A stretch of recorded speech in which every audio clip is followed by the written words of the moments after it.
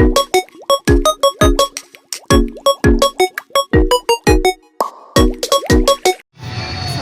warahmatullahi wabarakatuh. Perkenalkan, nama saya Saskia Julia Koswara, nomor absen 32 dari 12 TKJ 5. Di sini saya akan menjelaskan tentang mikrotik. Mikrotik adalah sistem operasi yang berbasis perangkat lunak software yang dipergunakan untuk menjadikan komputer sebagai router sebuah jaringan.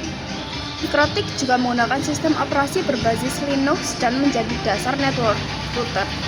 Sistem operasi OS ini sangat cocok untuk membangun administrasi jaringan komputer yang berskala kecil hingga besar.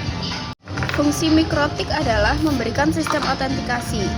Dipergunakan untuk membantu dalam memblokir situs yang mengandung konten yang dilarang tegas oleh undang-undang, sehingga program ini sangat mendukung untuk terciptanya internet positif sebagai langkah awal dan mengurangi konten yang tidak sesuai dengan peraturan yang berlaku. Kedua adalah konfigurasi jaringan lokal. Dengan menggunakan mikrotik, mampu untuk mengatur dan mengkonfigurasi LAN, Local Area Network, yang menggunakan PC mikrotik, router OS, dan hardware yang berspesifikasi lebih rendah. Yang ketiga adalah untuk pengelolaan sistem jaringan internet.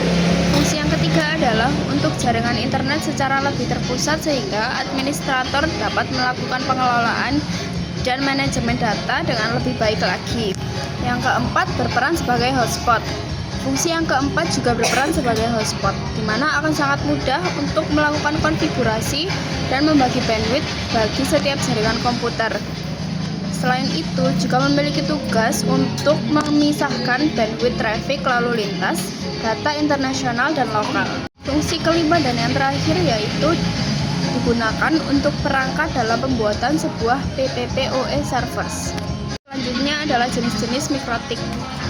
Yang pertama adalah mikrotik router OS, di mana sistem operasi yang dipakai berbasis Unix dan memiliki kelebihan dan juga menyediakan fitur mulai dari paket router, bridge, firewall, proxy server, hotspot, dan lain sebagainya. Kedua adalah router board.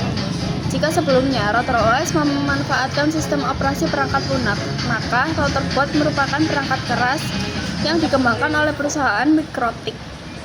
Router board berukuran sangat kecil dan lebih praktis. Yang ketiga adalah mikrotik CHR. Penggunaan CHR ini dapat mengelola jaringan tanpa harus menyediakan perangkat sendiri. Jenis ini tidak memerlukan lisensi sehingga dapat menggunakannya dengan gratis. Dan selanjutnya adalah fitur dalam mikrotik. Yang pertama adalah address list yang berfungsi untuk mengelompokkan IP address berdasarkan nama. Selanjutnya adalah asynchronous, berfungsi sebagai pendukung serial PPP dial-in atau dial-out. Yang selanjutnya adalah bonding, mendukung pengombinasian beberapa interface Ethernet ke dalam satu pipa. Selanjutnya adalah bridge, mendukung fungsi bridge spanning tree, multiple bridge interface, dan bridging firewalling. Yang selanjutnya adalah data rate management, berfungsi untuk menggunakan burst, PCQ, RAID, SFQ, FIFO, QW, JIRMIR, dan limit peer-to-peer. Selanjutnya adalah firewall dan NAT, dapat mendukung penyaringan koneksi peer-to-peer, source NAT, dan destination NAT. Selanjutnya adalah hotspot untuk mendukung limit data, SSL, dan HTTPS. Yang selanjutnya adalah M3P, digunakan untuk wireless links dan Ethernet. Lalu ada proxy, dapat mendukung protokol SOX, parent proxy, dan static DNS. Yang selanjutnya ada Winbox, aplikasi untuk remote dan mengkonfigurasi sistem ini sendiri. Dan yang terakhir ada routing, adalah fitur yang terdiri dari routing, statik, dan dinamik. Selanjutnya ada manfaat mikrotik. Yang pertama sebagai internet gateway pada jaringan lokal, yang kedua sebagai penghubur antar jaringan, yang ketiga sebagai access point. Lalu ada kelebihan mikrotik. Yang pertama adalah harganya lumayan terjangkau apabila dibandingkan dengan router lainnya tanpa harus mengeluarkan biaya lagi. Yang kedua adalah fitur beragam dari sistem ini, yaitu pengelompokan IP address, DHCP, firewall, hotspot, monitoring traffic, VLAN, VoIP, dan sebagainya.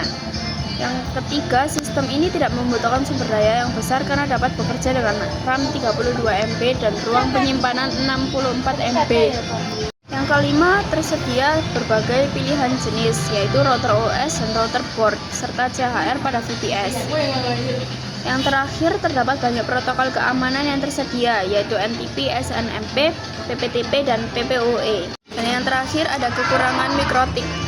Yang pertama adalah skalabilitas dari sistem ini kurang karena hanya mampu menangani jaringan dengan skala kecil hingga sedang. Dan yang kedua adalah layanan dari customer support sistem ini lama karena perlu menunggu hingga 3 hari kerja. Sekian dari saya, maaf apabila ada salah penyebutan kata. Wassalamualaikum warahmatullahi wabarakatuh.